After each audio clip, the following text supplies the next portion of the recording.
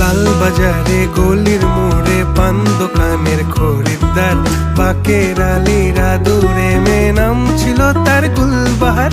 লাল বাজারে গলির মোড়ে পান দোকানের খরিদ্দার, বাকের